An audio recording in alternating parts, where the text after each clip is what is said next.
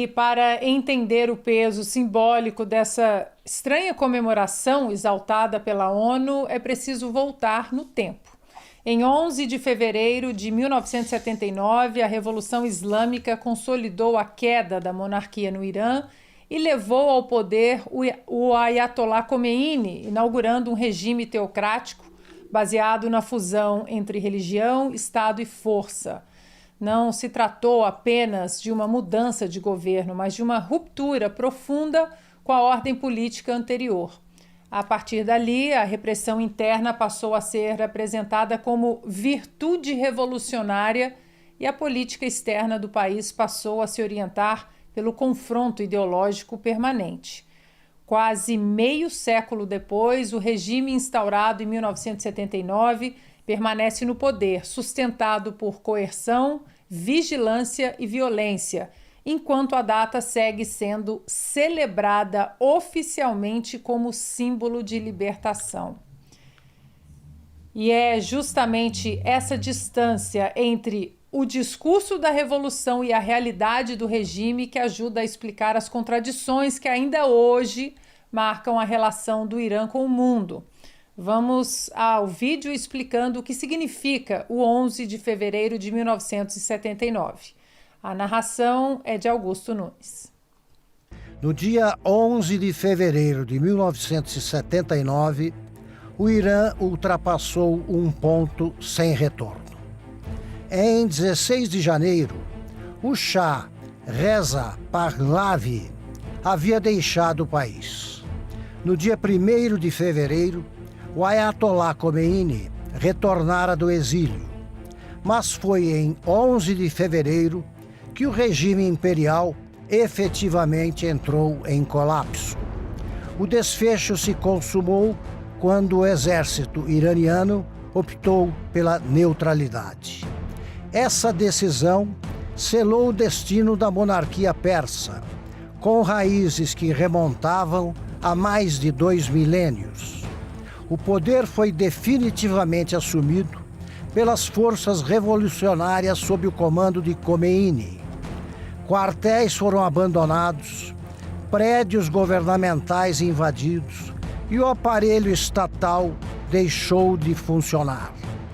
O 11 de fevereiro entrou para o calendário oficial como o dia da vitória da Revolução Islâmica. Com essa virada, o Irã deixou de ser um Estado sintonizado com o Ocidente e adotou um novo eixo ideológico. A política se fundiu com a religião. A autoridade clerical instalou-se no centro do poder. A nova Constituição concentrou a autoridade suprema em um líder religioso. O regime passou a apoiar-se em grupos armados e organizações terroristas. Inicialmente retórico, o confronto com os Estados Unidos e seus aliados tornou-se parte da identidade do novo Estado iraniano.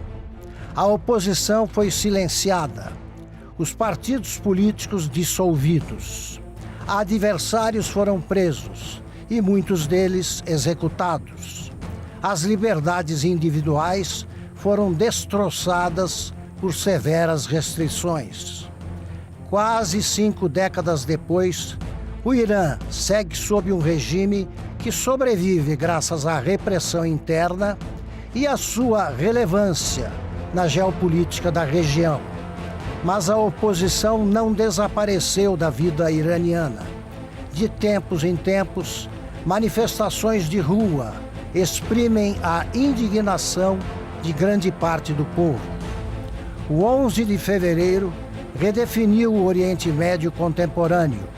A data lembra que rupturas institucionais profundas alteram não apenas governos, mas o destino de nações inteiras. Um regime ideológico que funde religião e poder político passou a conduzir o Irã, com consequências que influenciam e amedrontam o mundo civilizado. Quase 5 décadas depois, o regime continua definindo sua identidade pelo confronto, pela vigilância e pela eliminação da dissidência.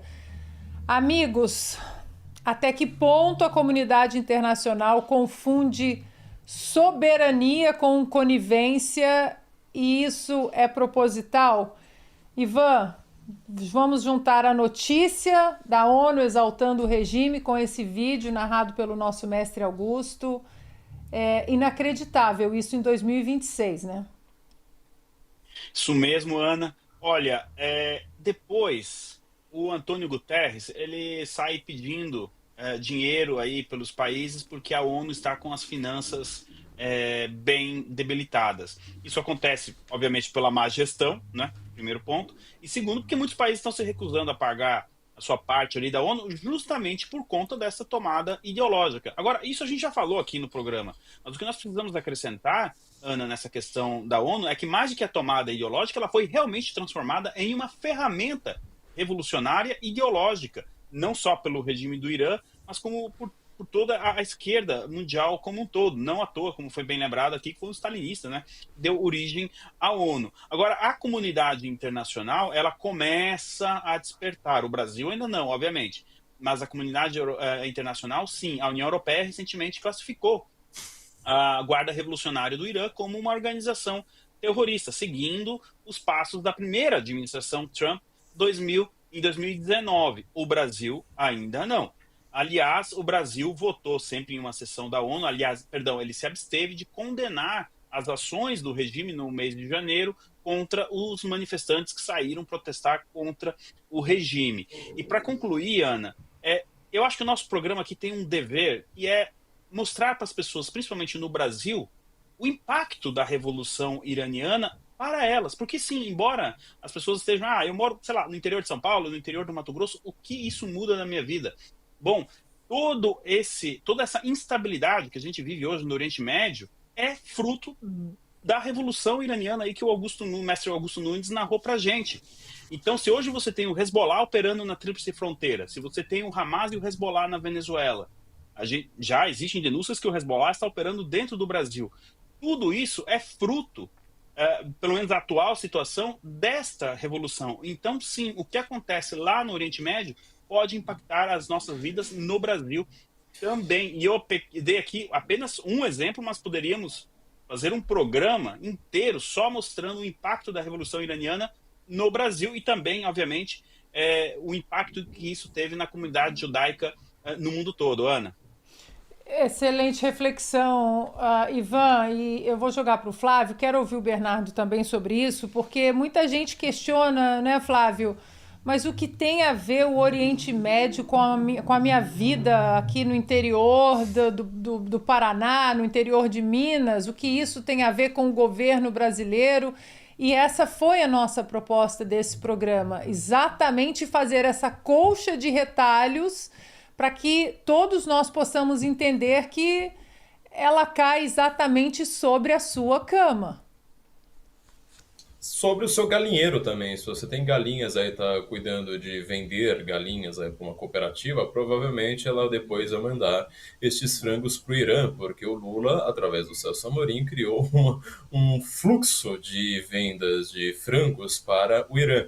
O Brasil importa ureia do Irã. O Brasil é talvez, se não o maior, é um dos maiores parceiros comerciais do Irã, logo depois de Rússia e China.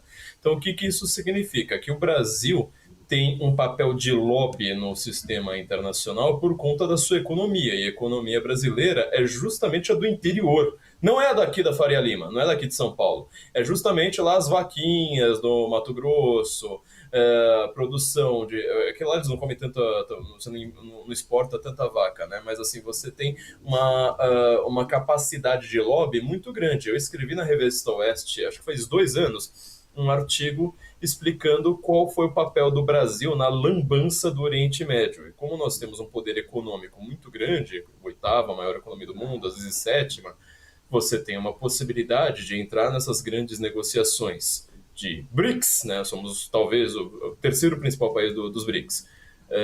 de G8, assim por diante, que nós somos um membro sempre convidado, e fazer um lobby constante pelas ditaduras. Então, o que se faz? O Brasil, do Lula, dizendo sempre, sou democrata, olha como eu sou democrata, tá vendo? Eu não sou um revolucionário, eu sou uma esquerda herbívora, eu sou democrata. O que ele faz é financiar todas as ditaduras do mundo. Eu sempre faço esta provocação. Me aponte um único amigo internacional de Lula no cenário geopolítico que ele não seja um ditador psicopata. E ao contrário do que faz o Trump, que, por exemplo, negocia com a Arábia Saudita, negocia com o Bahrein, negocia com várias dessas ditaduras justamente para abri-las, o que o Lula faz é negociar com o Irã para fechar ainda mais. Ele negocia apenas com o próprio regime, né, para ele ficar cada vez mais repressivo. Então, as galinhas daqui do Brasil importam muito para o lobby internacional do Brasil a favor do Irã. Bernardo, o Ivan mencionou, né, que o Brasil se absteve nessa última votação, mas o Brasil também se absteve, por exemplo, na resolução da ONU em que trazia o problema da devolução das crianças ucranianas, que foram sequestradas, né, pelos russos. O Brasil também votou, não, imagina, não quero me meter nisso. Ou seja, como ignorar o fato de que esta pauta do Oriente Médio, da Revolução Islâmica, do Hamas, tudo isso implica também na nossa vida no Brasil?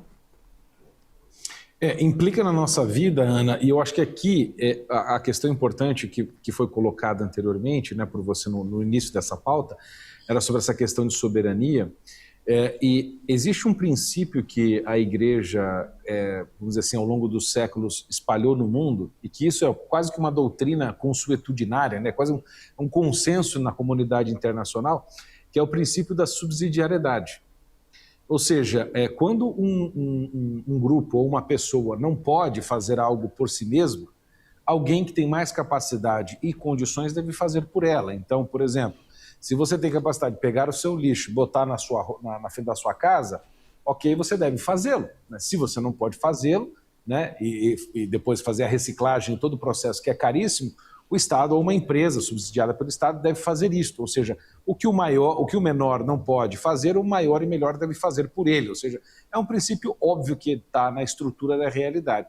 E isso se aplica também nas relações internacionais. Então, seja no caso da Venezuela, seja no caso de Cuba, ou no caso aqui específico do Irã, você tem uma população empobrecida, controlada militarmente, controlada por grupos terroristas que foram mencionados aqui, controlados pelos próprios exércitos e forças armadas da República Islâmica.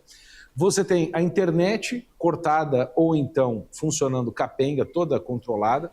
Você tem um isolamento do país e a utilização da estrutura estatal não para benefício da população, para o bem comum da população, mas para toda esta balbúrdia internacional que acaba afetando o Brasil, por exemplo, encarecendo as rotas comerciais por meio dos estreitos, né, que a gente tem e que esses grupos que o Irã financia acabam muitas vezes contribuindo para o encarecimento das rotas, o que chega a fazer o produto ficar mais caro aqui no Brasil por conta desses grupos, Hamas, Hezbollah, Houthis e outros, né?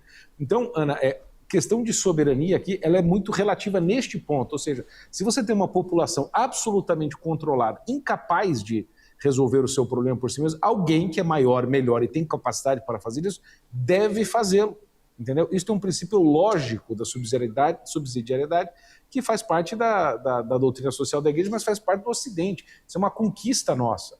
É por isso que teve o dia D, é por isso que teve reações sempre em guerras de intervenções em países que estão oprimindo sua população. Do contrário, a gente voltaria àquele papo de novo de que o sequestro do Maduro, né, como eles chamaram, né, o sequestro do Maduro, seria um sequestro e não a captura de um ditador para começar a acabar com o regime ditatorial que estava desestabilizando a América Latina inteira.